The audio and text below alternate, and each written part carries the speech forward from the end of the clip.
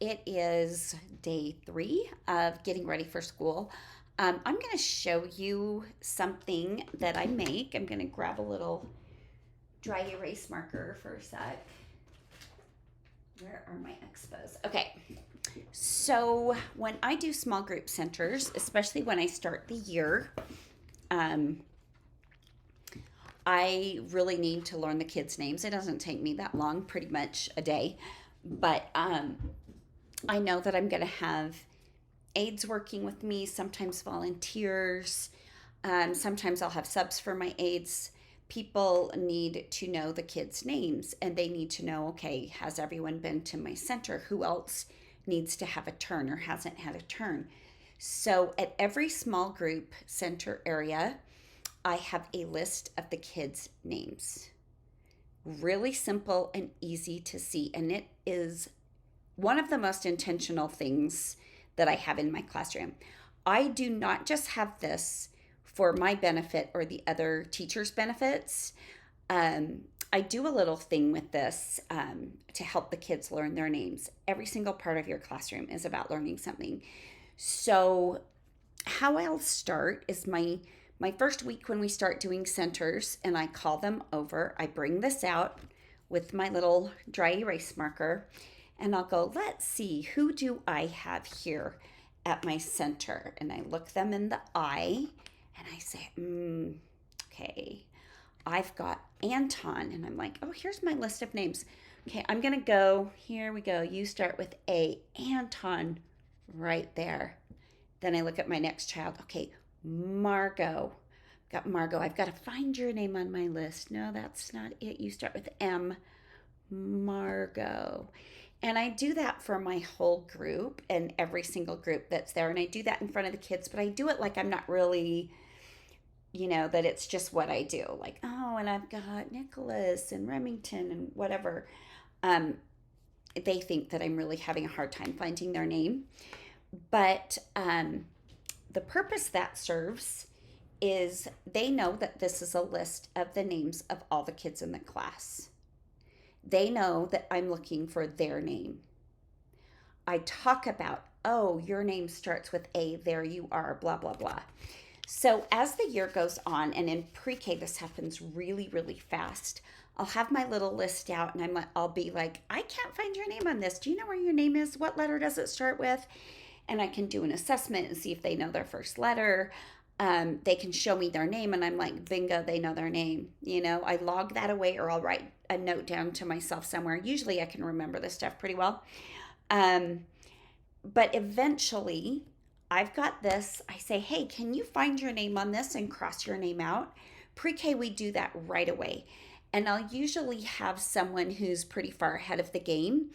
And I'll call them to my center and I'll say, hey, you know what? I really need your help. Silas and Stella aren't here today. Do you think you could find their names? Do you know what their names look like? And they find them and they cross them off for me. And they are reading and they don't know they're reading. They just know their friends' names. But this serves such a great, great purpose and a great learning tool. And they actually get kind of excited to be able to find their names themselves because some kids will find them pretty quick. And that kind of encourages the other kids to find them. Or I'll give them the marker and I'll say, here, I'll help you find it. It's this one. Do you see how it starts with a C, Laire? That's your name. You start with the C. C's your letter. And it's such a great tool. Another thing I use this for is I keep at least one of these at my circle time area. And I always have dry erase markers at my circle time area. And when I do my name of the day, number of the day, or anything that requires turn taking, I cross out their names as they go. So I always know who had a turn.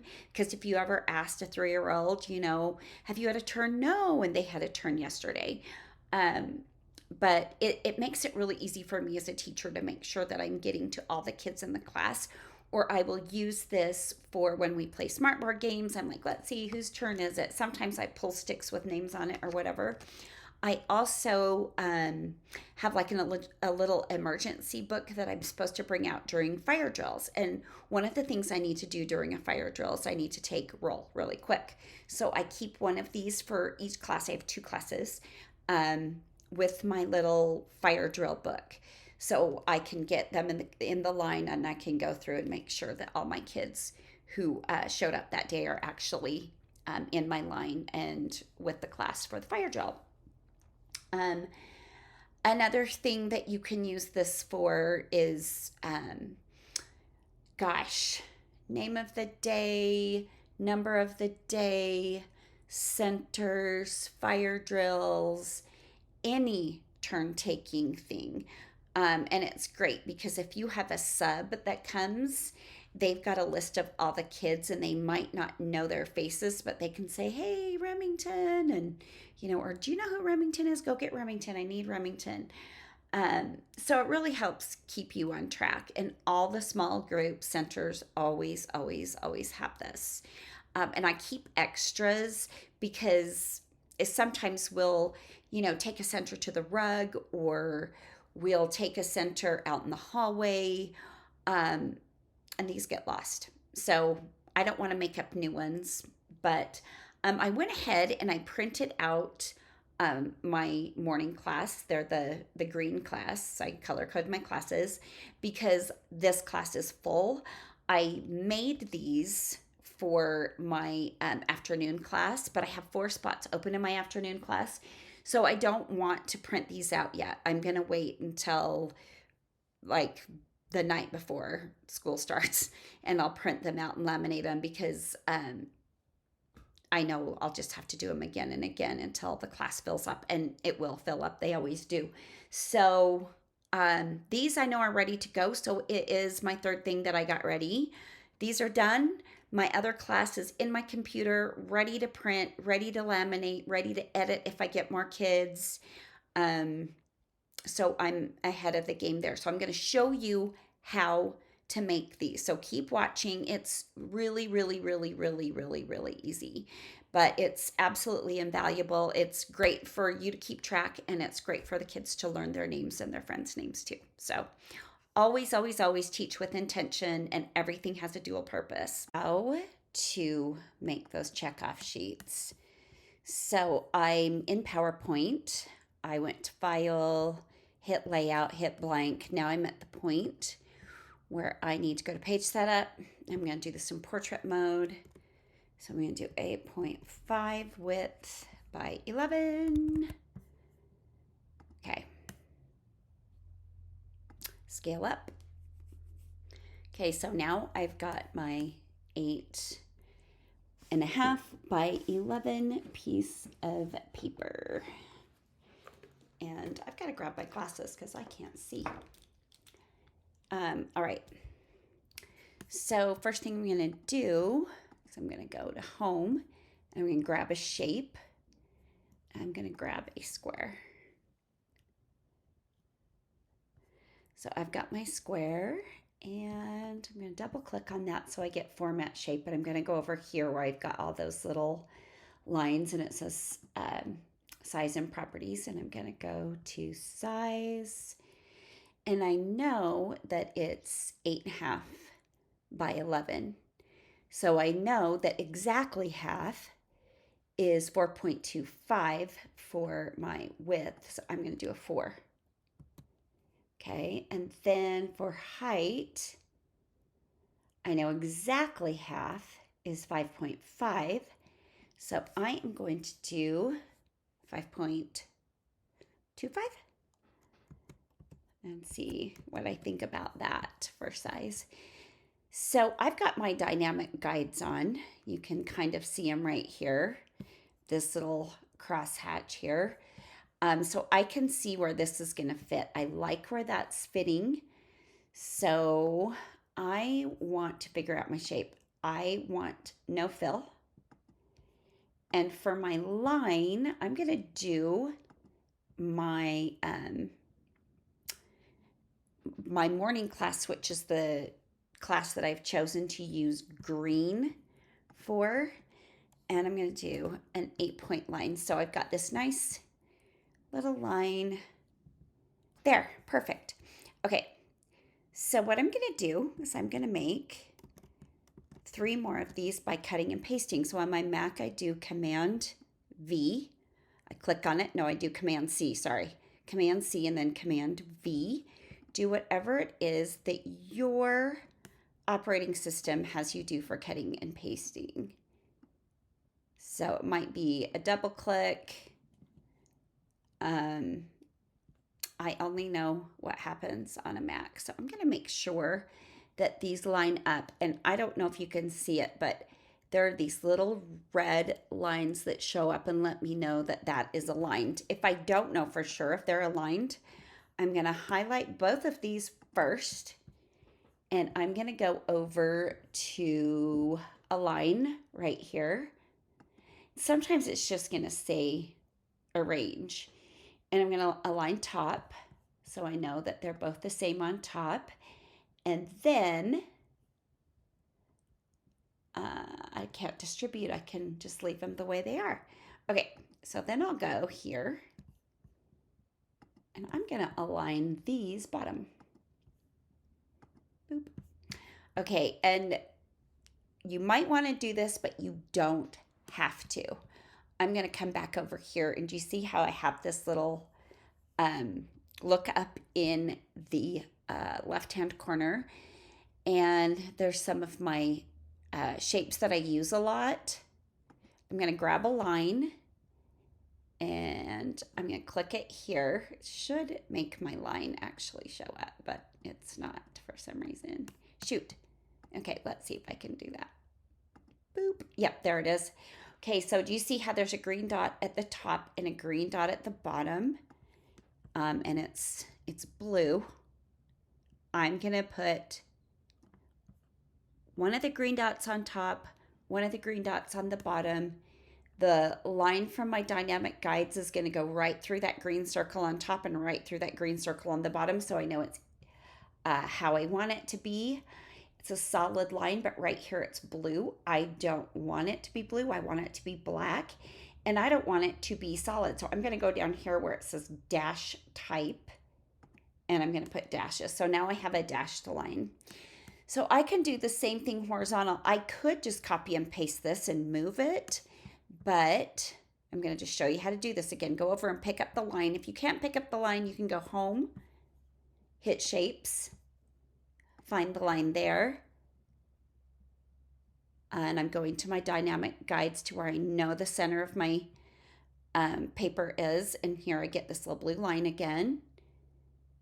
And my dynamic guides are going through the center of both. If your dynamic guides aren't up, that's fine. It's just going to be harder for you to do this. You're going to have to eyeball it.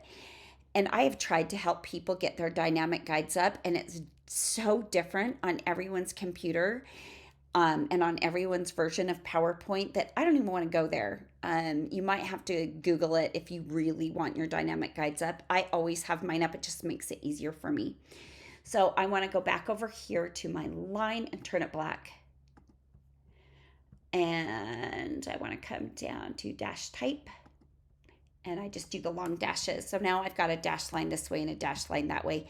That's only giving me a guide to cut these pieces out when I'm ready. Okay, so now I have, this will make 4 of those little checkoff sheets. And I can print as many of these pages as I like. I usually do like 3. These get misplaced during the year. I like to have one with my stuff for fire drills. I put one at every teacher center table, like where we do small groups. I have one of these at my circle time cart so that I can cross off people that have, like, if we're taking turns, you know, doing some counting or letters or something, I keep track of who's already had a turn by crossing the names off. So I use these for a multitude of things. But primarily for small group centers. So I'm just going to open a text box. And what I want is I want a really simple print font.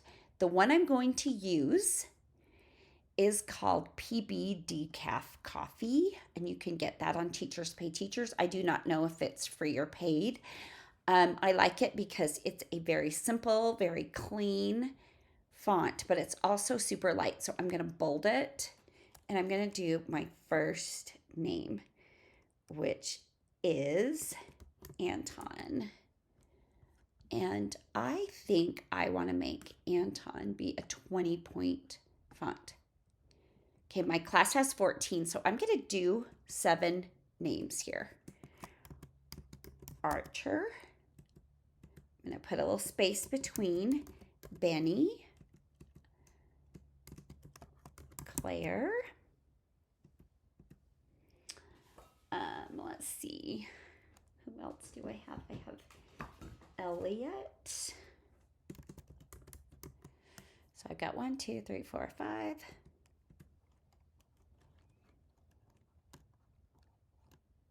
I will do Ingrid.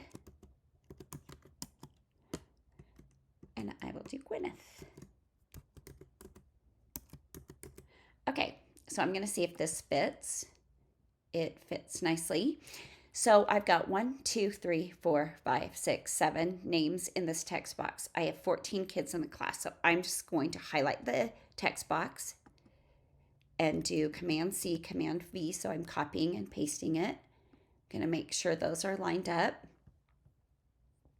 and that I have room to do my next kids. I've got Lincoln.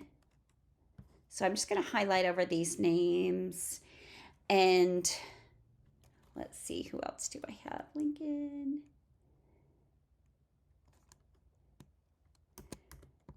And Nicholas. Margot.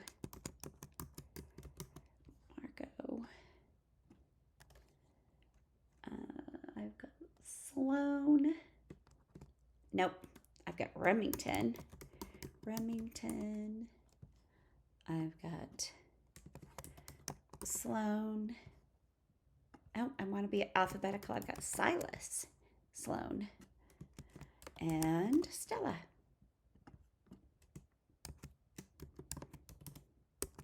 So now I'm going to see. I can't remember if I can group text boxes. Yes, I can. Ta-da!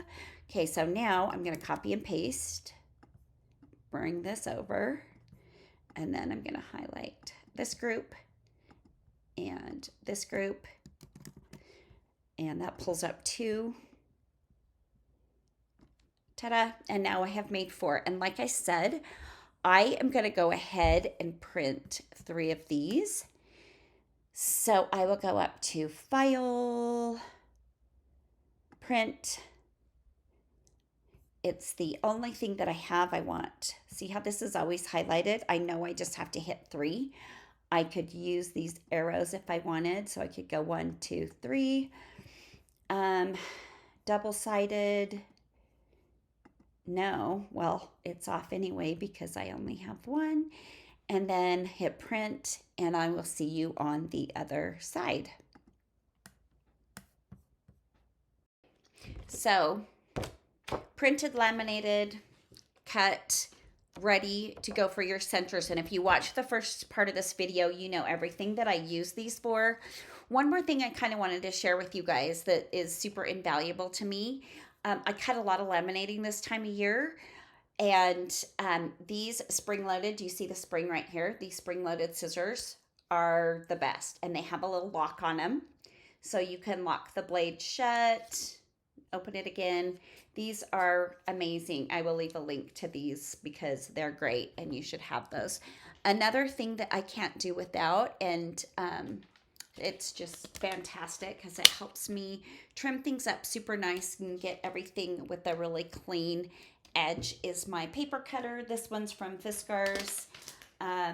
This opens up so I can measure things really well. It's got this really great wire that the blade runs along that helps me see exactly where I'm going to cut. The replacement blades, just slides like this, are super, super inexpensive. So what you do is, like, I would take this and I'm going to put it, lift this little thing, put this in, close it, see where I want to cut. Normally I have this on the table or floor, but it just does a really straight, clean edge. And then I would trim around these and it makes it so I can see where I'm cutting and trimming, and it looks really nice and neat when I'm done. So those are two things I highly recommend. I've had this for 1,000 years, and I just changed the blade, not 1,000 years, but at least 10. And I've had other versions. This is the best one. So I have one at school and one at home. I used to just have one and bring it back and forth. But it really does help to have one at school. And I have a set of replacement blades at school, and I have several sets of replacement blades here at home because I do most of my prep here at home. So there you go. There is day 3. This whole thing, start to finish, laminating, making, cutting, the whole thing took about, I don't know, 15 minutes. And I've been on a bike ride today. I've run errands today. I've gone to my mom's house and hung out with her a little bit today. It's barely 1 o'clock in the afternoon, and I've got my whole day ahead of me still, and I have one more thing off my to-do list for school. So I showed my to-do list for school a couple days ago, and it was really tiny, and I kind of laugh at it now. But yeah, it's growing. It's growing and growing. I'm going to start crossing things out with a highlighter. Don't you love how messy my handwriting is? But I'm going to start crossing things out so you can see how just a little teeny bit each day really gets into that list, and you get a bunch of stuff done. Tuesday, I'm going to go back to the Target dollar spot, see what they've got, show you my haul if there's anything fabulous that I think you need to get before it's too late.